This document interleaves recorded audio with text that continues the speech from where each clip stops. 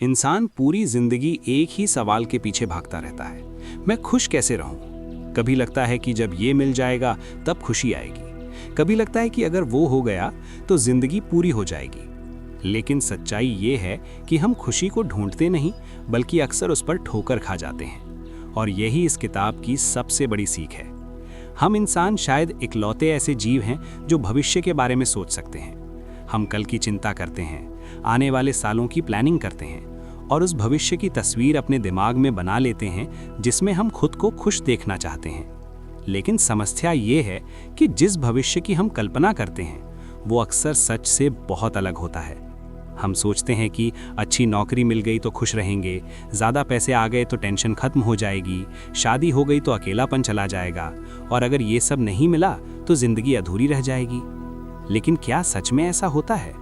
इस किताब की सबसे बड़ी बात यही है कि हम भविष्य में अपनी खुशी को सही तरह से प्रिडिक्ट ही नहीं कर पाते। हमारा दिमाग एक बहुत ही शानदार मशीन है, लेकिन जब बात आती है भविष्य की भावनाओं की, तो यही दिमाग हमें सबसे ज़्यादा धोखा देता है। हम कल्पना करते हैं और उस कल्पना को सच मान लेते हैं। इंसान का दिमाग ऐसी चीज़ें भी बना लेता है जो कभी हुई ही नहीं, और फिर उन्हें यादों की तरह महसूस करता है। जब हम भविष्य की सोचते हैं तो हमारा दिमाग पूरी तस्वीर नहीं बनाता, बल्कि कुछ चुनिंदा हिस्से उठाकर उन्हें बहुत ज़्यादा चमकदार बना देता है। जैसे कोई फिल्म का ट्रेलर देखकर लगता है फिल्म ज़बरदस्त होगी, लेकिन पूरी फिल्म देखने पर अक्सर निराशा ही हाथ लगती है। हम भी अपनी ज़िंदगी के ट्रेलर खुद बनाते हैं और उन्हीं ट्रेलरों के भरोसे बड़े बड़े फैसले ले लेते हैं। लेकिन ज़िंदगी ट्रेलर नहीं है। एक बहुत दिलचस्प बात सामने आती है। हम सोचते हैं कि दुख हमें तोड़ देगा, लेकिन असल में ज़्यादातर लोग दुख के बाद भी खुद को संभाल लेते हैं। इंसान के अंदर एक मानसिक इम्यून सिस्टम होता है। जैसे शरीर बीमारियों से लड़ता है, वैसे ही दिमाग दुख, नुकसान और दर्द से खुद को बचाने के तरीके ढूंढ लेता है। हम सोचते हैं कि अगर नौकरी चली गई तो सब खत्म हो जाएगा, अगर रिश्ता टूट गया तो जिंदगी बेकार हो जाएगी, अगर सपना पूरा नहीं हुआ तो कभी खुश नहीं रह पाएंगे। लेकिन जब ऐसा सच में होता है तो कुछ समय बाद हम फिर से हंसने लगते हैं, फिर से जीने लगते हैं। हमारी कल्पना हमें ये नहीं बताती, क्योंकि कल्पना सिर्फ दर्द को दिखाती है, उसके बाद आने वाली आदत, स्वीकार और नई शुरुआत को नहीं। हम भविष्य के दुख को बहुत बड़ा और स्थायी मान लेते हैं, जबकि असल में वो अक्सर अस्थायी होता है। इसी तरह हम भविष्य की खुशियों को बहुत ज़्यादा बड़ा मान लेते हैं। हम सोचते हैं कि एक चीज़ मिलते ही हम हमेशा खुश रहेंगे, लेकिन खुशी आदत बन जाती है। जो चीज़ आज बहुत खास लगती है वो कुछ समय बाद नॉर्मल हो जाती है। नई गाड़ी, नया फ़ोन, नई पोस्ट, नई जगह, सबका असर धीरे धीरे कम हो जाता है। इंसान का दिमाग खुशी का आदी हो जाता है और फिर हम अगली खुशी की तलाश में फिर से दौड़ने लगते हैं। यही वजह है कि बहुत अमीर लोग भी अंदर से खाली महसूस करते हैं, क्योंकि उन्होंने भी वही किया, भविष्य की खुशी की गलत तस्वीर बनाई। हम अक्सर ये भी सोचते हैं कि हम खुद को बहुत अच्छी तरह जानते हैं, लेकिन सच ये है कि हम अपने ही दिमाग को पूरी तरह नहीं समझते। हम कई बार ये भी नहीं जानते कि इस वक्त हम सच में क्या महसूस कर रहे हैं। कभी डर को हम गुस्सा समझ लेते हैं, कभी बेचैनी को हम प्यार समझ लेते हैं, कभी थकान को हम जिंदगी से ऊब समझ लेते हैं। हम अपने ही इमोशंस को गलत लेबल कर देते हैं, और जब वर्तमान की भावनाएं ही साफ नहीं होती तो भविष्य की भावनाओं की भविष्यवाणी कैसे सही हो सकती है? हम अपने आज के मूड से कल का अंदाज़ा लगाते हैं। अगर आज दुखी हैं तो लगता है कल भी सब खराब रहेगा, अगर आज खुश हैं तो लगता है कल जिंदगी परफेक्ट होगी। लेकिन कल का इंसान आज वाला इंसान नहीं होता। समय हमें बदल देता है, पर हम इस बदलाव को अक्सर नज़रअंदाज कर देते हैं। हम सोचते हैं कि हम हमेशा ऐसे ही रहेंगे, लेकिन ऐसा नहीं होता।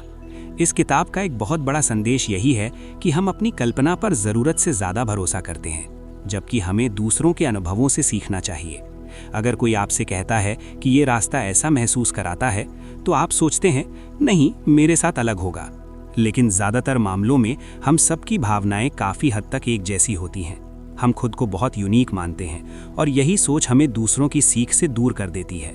अगर हम सच में खुश होना चाहते हैं तो हमें ये मानना होगा कि हम भविष्य की खुशी के एक्सपर्ट नहीं हैं, और इसमें कोई शर्म की बात नहीं है, बल्कि समझदारी इसी में है कि हम अपनी सीमाओं को पहचानें, खुशी को कंट्रोल करने की कोशिश छोड़ें और उसे समझने की कोशिश करें। क्योंकि ज़िंदगी की सबसे बड़ी विडंबना यही है कि जिस खुशी को पकड़ने के लिए हम भागते हैं, वही खुशी हमें रास्ते में मिलती है, अचानक, बिना प्लान के। और अक्सर उसी पर हम ठोकर खा जाते हैं। ज़्यादातर लोग ये मानते हैं कि अगर उन्हें किसी चीज़ की कमी महसूस हो रही है तो वही कमी उनकी नाखुशी की वजह है, लेकिन सच्चाई इससे थोड़ी अलग है। हम अक्सर उस चीज़ पर ध्यान देते हैं जो हमारे पास नहीं है और उन तमाम चीज़ों को भूल जाते हैं जो हमारे पास पहले से मौजूद हैं। हमारा दिमाग मौजूद चीज़ों का शोर नहीं करता, लेकिन जो नहीं है उसकी आवाज़ बहुत तेज़ कर देता है। यही वजह है कि हम जितना ज़्यादा सोचते हैं उतना ही ज़्यादा असंतुष्ट महसूस करते हैं। जब हम भविष्य की कल्पना करते हैं तो हमारा दिमाग कुछ खास पलों को चुन लेता है और बाकी सब को हटा देता है। मान लीजिए आप सोचते हैं कि अगर आप किसी दूसरे शहर में रहते तो ज़िंदगी बेहतर होती, तो दिमाग तुरंत खुली सड़कें, अच्छा मौसम, बेहतर लाइफस्टाइल दिखाने लगता है। लेकिन वो ये नहीं दिखाता कि ट्रैफिक वहाँ भी होगा, काम का दबाव वहाँ भी होगा, थकान और अकेलापन वहाँ भी होगा। हम भविष्य की तस्वीर बनाते समय खाली जगहों को अपने मनपसंद रंगों से भर देते हैं और फिर उसी तस्वीर से आज की जिंदगी की तुलना करते हैं। ये तुलना हमेशा नुकसानदेह होती है, क्योंकि हम एक अधूरी सच्चाई की तुलना एक पूरी कल्पना से कर रहे होते हैं। इस किताब में एक बहुत दिलचस्प बात बताई गई है। हम अक्सर जो चीज़ हमें परेशान करती है उसके असर को ज़रूरत से ज़्यादा बड़ा मान लेते हैं। हम सोचते हैं कि अगर कुछ बुरा हुआ तो हम संभल नहीं पाएंगे, लेकिन जब सच में वो बुरा वक्त आता है तो हम धीरे धीरे उसमें जीना सीख लेते हैं। इंसान के अंदर एक अजीब सी क्षमता होती है, वो हालात के साथ खुद को ढाल लेता है। जिसे हम असहनीय मानते हैं वही कुछ समय बाद नया नॉर्मल बन जाता है। हम कल्पना में इस एडेप्टेबिलिटी को गिनती में ही नहीं लेते। हम सोचते हैं अगर ऐसा हुआ तो मैं टूट जाऊंगा, लेकिन दिमाग कहता है तू पहले भी संभल चुका है। बस फर्क इतना है कि दिमाग ये बात हमें पहले नहीं बताता। हमारा इमेजिनेशन हमारे कोपिंग सिस्टम को अंडर एस्टिमेट करता है और यही वजह है कि हम डर के आधार पर फैसले लेने लगते हैं।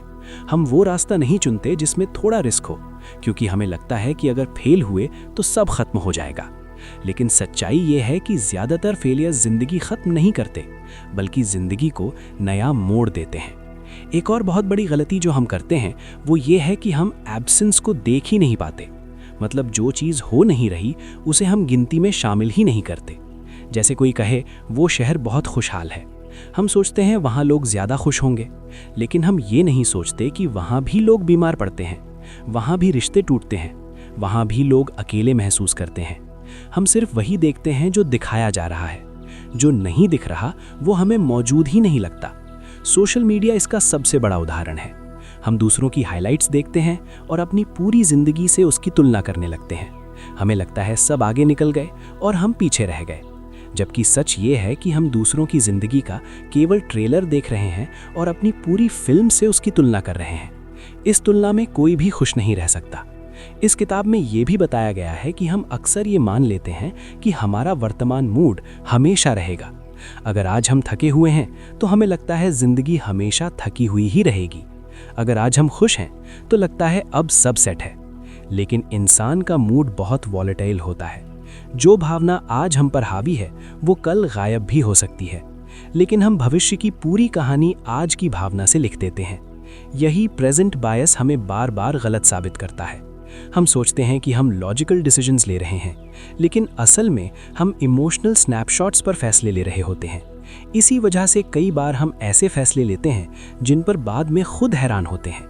हम कहते हैं मैंने ऐसा क्यों किया, क्योंकि उस वक्त हम वो इंसान थे ही नहीं जो आज हैं। एक बहुत अहम बात जो ये किताब सिखाती है, हम अपनी खुशी को बहुत ज़्यादा सीरियस ले लेते हैं। हम सोचते हैं कि खुशी कोई डेस्टिनेशन है जहाँ पहुँचते ही सब ठीक हो जाएगा, लेकिन खुशी कोई जगह नहीं है, वो एक प्रक्रिया है। वो छोटे छोटे पलों में चुपचाप आती है और जब हम उसे ज़बरदस्ती पकड़ना चाहते हैं तो हाथ से फिसल जाती है। हम जितना ज़्यादा खुश होने की कोशिश करते हैं कई बार उतना ही अजीब खालीपन महसूस करते हैं, क्योंकि खुशी परफॉर्मेंस नहीं है जिसे प्रूव किया जाए, वो एक्सेप्टेंस से आती है, कंपैरिजन से नहीं। इस हिस्से का सबसे बड़ा सार यही है कि हम अपने दिमाग पर ज़रूरत से ज़्यादा भरोसा करते हैं और अनुभव पर कम, जबकि ज़िंदगी कल्पना में नहीं अनुभव में समझ आती है। और अक्सर दूसरों के अनुभव हमारे भविष्य के लिए बेहतर संकेत होते हैं हमारी कल्पना से। हम अक्सर ये मान लेते हैं कि ज़्यादा पैसा, ज़्यादा सफलता या ज़्यादा पहचान हमें ज़्यादा खुश कर देगी, लेकिन ये मान्यता आधी सच्चाई पर टिकी होती है। पैसा जरूरी है, लेकिन एक हद तक। उस हद के बाद पैसा हमारी समस्याएं खत्म नहीं करता, बस उन्हें बदल देता है। शुरुआत में पैसा सुरक्षा देता है, आत्मसम्मान देता है और कुछ परेशानियां दूर करता है। लेकिन जब जरूरतें पूरी हो जाती हैं तो वही पैसा नई चिंताएं ले आता है। कंपैरिजन, स्टेटस, प्रेशर और एक्सपेक्टेशंस।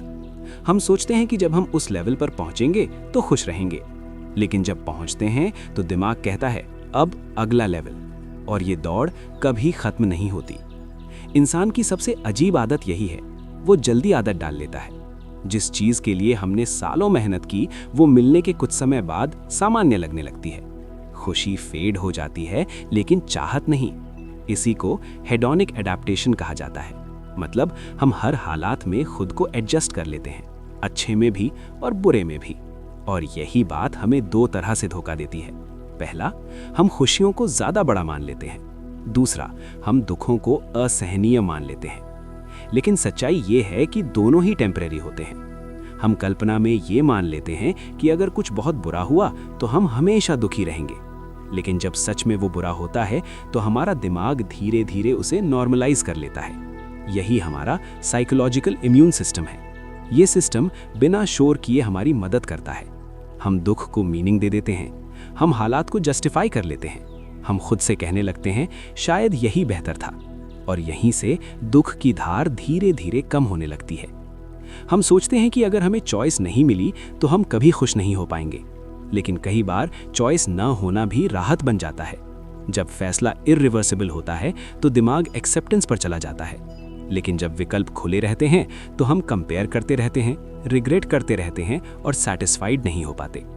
अजीब बात यह है कि कम विकल्प कई बार ज्यादा शांति देते हैं। हम फ्रीडम को खुशी का पर्याय मानते हैं, लेकिन बहुत ज्यादा फ्रीडम डिसीजन फटीग बन जाती है। हर वक्त ये सोचना क्या मैंने सही चुना हमें थका देता है। इस किताब में एक और गहरी बात कही गई है।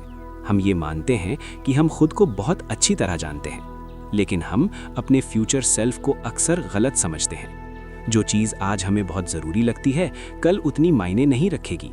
आज जिन चीज़ों से हम बहुत डरते हैं कल वही डर हमें बचकाने लग सकते हैं। हम बदलते रहते हैं, लेकिन भविष्य की कल्पना करते वक्त खुद को स्थिर मान लेते हैं। यही वजह है कि हम ऐसे फैसले लेते हैं जो हमारे आज के सेल्फ के लिए सही होते हैं, लेकिन फ्यूचर सेल्फ के लिए नहीं। हम सोचते हैं कि हम हमेशा ऐसे ही रहेंगे, ऐसी ही सोच, ऐसी ही पसंद, ऐसे ही सपने। लेकिन इंसान हर कुछ साल में एक नया इंसान बन जाता है, और फिर वो पुराने फैसलों को देखकर सोचता है कि मैं उस वक्त ऐसा क्यों सोचता था। हमारी सबसे बड़ी भूल यही है कि हम फ्यूचर को प्रेजेंट के चश्मे से देखते हैं, और ये चश्मा हमें अधूरी तस्वीर दिखाता है। इस किताब का एक बहुत प्रैक्टिकल मैसेज ये भी है कि अगर आप जानना चाहते हैं कि कोई फैसला आपको खुश करेगा या नहीं, तो अपनी कल्पना पर कम भरोसा करें। उन लोगों को देखें जो पहले ही वो रास्ता चल चुके हैं। लोगों से पूछें, क्या सच में ऐसा ही लगा? क्या उम्मीद और हकीकत एक जैसी थी? लेकिन यहाँ भी हम ईगो में फंस जाते हैं। हम सोचते हैं कि मेरे साथ अलग होगा, लेकिन ज़्यादातर मामलों में हम सब भावनाओं के मामले में काफ़ी एक जैसे होते हैं। हम दूसरों को सरोगेट मानने से मना कर देते हैं, जबकि वही लोग हमारे फ्यूचर की सबसे एक्यूरेट झलक होते हैं। इस हिस्से का सबसे बड़ा सबक यही है कि हम खुशी को कंट्रोल नहीं कर सकते, लेकिन हम गलत उम्मीदें ज़रूर कम कर सकते हैं।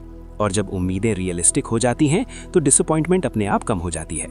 खुशी बढ़ाने का सबसे आसान तरीका कभी कभी ये होता है कि हम उसे ज़्यादा बड़ा ना बनाएं। हम अक्सर ये सोचते हैं कि खुशी और अर्थ एक ही चीज़ है, लेकिन ये सच नहीं है। खुशी कभी कभी आती है और कभी चली जाती है, लेकिन अर्थ ज़्यादा गहरा होता है। कई बार जिंदगी के सबसे मीनिंगफुल पल खुशी से भरे नहीं होते। वो थकाने वाले होते हैं, दुख देने वाले होते हैं, लेकिन बाद में उन्हीं पलों को याद करके हम कहते हैं यही जिंदगी थी। हम भविष्य की कल्पना करते समय इस फर्क को नहीं समझ पाते। हम सोचते हैं कि अगर मैं खुश नहीं रहूँगा तो मेरी ज़िंदगी बेकार होगी, लेकिन असल में कई बार ज़िंदगी खुशी से ज़्यादा मीनिंगफुल होने की मांग करती है। पेरेंट बनना आसान नहीं होता, किसी की जिम्मेदारी लेना आसान नहीं होता, किसी सपने के लिए संघर्ष करना आसान नहीं होता, लेकिन यही चीज़ें ज़िंदगी को गहराई देती हैं। हम कल्पना में सिर्फ कंफर्ट देखते हैं, लेकिन ग्रोथ को भूल जाते हैं, और ग्रोथ हमेशा कंफर्ट से बाहर होती है। इस किताब का एक बहुत ज़रूरी संदेश यही है, हम ये मान लेते हैं कि हम बहुत अलग हैं, हमारी भावनाएं यूनिक हैं, हमारा अनुभव अलग होगा। लेकिन सच्चाई ये है कि इंसान होने के नाते हम काफ़ी हद तक एक जैसे हैं। हम अलग दिख सकते हैं, अलग सोच सकते हैं, लेकिन खुशी, दुख, डर, उम्मीद, इन सब में हम बहुत मिलते जुलते हैं। और यही वजह है कि दूसरों के अनुभव हमारे लिए इतने कीमती हो सकते हैं, लेकिन हम ईगो में उन्हें नज़रअंदाज कर देते हैं। हम कहते हैं आप नहीं समझेंगे, मेरी सिचुएशन अलग है। लेकिन ज़्यादातर बार हम सिर्फ अपनी कल्पना को बचा रहे होते हैं। हम भविष्य की प्रेडिक्शन खुद करना चाहते हैं क्योंकि हमें लगता है कि कंट्रोल हमारे हाथ में है, लेकिन कंट्रोल एक इल्यूजन है। हम भविष्य को पूरा स्टीयर नहीं कर सकते, लेकिन हम उसे गलत समझने से ज़रूर बच सकते हैं। इस किताब का सबसे प्रैक्टिकल लेसन यही है, जब आप कोई बड़ा फैसला लें तो खुद से सिर्फ ये न पूछें कि मुझे कैसा लगेगा, बल्कि ये भी पूछें कि जो लोग ये रास्ता पहले चल चुके हैं उन्हें कैसा लगा। उनकी बात सुनना कमज़ोरी नहीं है, बल्कि ये मान लेना कि हम इंसान हैं और इंसान भविष्य को गलत समझ सकता है। यही असली समझदारी है। हम जिंदगी से अक्सर बहुत ज़्यादा उम्मीद कर लेते हैं। हम चाहते हैं कि हर फैसला हमें खुश करे, हर दिन मीनिंगफुल लगे, हर पल स्पेशल हो। लेकिन ज़िंदगी ऐसी नहीं होती। ज़िंदगी ऑर्डिनरी पलों से बनी होती है और अक्सर उन्हीं ऑर्डिनरी पलों में सबसे ज़्यादा सुकून छुपा होता है। खुशी कोई लगातार चलने वाली भावना नहीं है, वो लहरों की तरह आती है, और अगर हम हर वक्त उसी लहर पर टिके रहना चाहें तो थक जाते हैं। इस किताब का आखिरी और सबसे गहरा संदेश यही है, हम खुशी को ढूंढ नहीं सकते, लेकिन हम उस पर ठोकर खा सकते हैं। जब हम तुलना छोड़ देते हैं, जब हम भविष्य को लेकर ज़रूरत से ज़्यादा सर्टेनिटी छोड़ देते हैं, जब हम ये मान लेते हैं कि हम सब कुछ नहीं जानते, तभी खुशी चुपचाप हमारे पास आ बैठती है, बिना अनाउंसमेंट के, बिना वार्निंग के। कभी किसी बातचीत में, कभी किसी हंसी में, कभी किसी थकान के बाद मिलने वाली शांति में। और शायद खुशी का यही सही तरीका है। उसे पकड़ने की कोशिश मत करो, बस रास्ते में चलते रहो, क्योंकि ज़िंदगी परफेक्ट प्रेडिक्शन से नहीं, इम्परफेक्ट अनुभवों से बनती है। और जब हम ये समझ लेते हैं तो हम ज़्यादा शांत हो जाते हैं, ज़्यादा प्रेजेंट हो जाते हैं और ज़्यादा इंसान बन जाते हैं। अगर आपको ये ऑडियो बुक पसंद आई हो तो इसे एक लाइक ज़रूर दीजिए। और अगर आप ऐसे ही mind opening, life changing audio summaries सुनना चाहते हैं तो चैनल को सब्सक्राइब करना ना भूलें। आपका एक कमेंट इस वीडियो को और लोगों तक पहुंचाने में मदद करता है, क्योंकि हो सकता है कोई और भी खुशी की तलाश में इसी रास्ते से गुजर रहा हो और उसे भी कहीं बीच रास्ते ठोकर लग जाए। मिलते हैं अगली ऑडियो बुक में। तब तक के लिए खुद के साथ थोड़ा नरम रहिए और ज़िंदगी को थोड़ा खुला छोड़ दीजिए।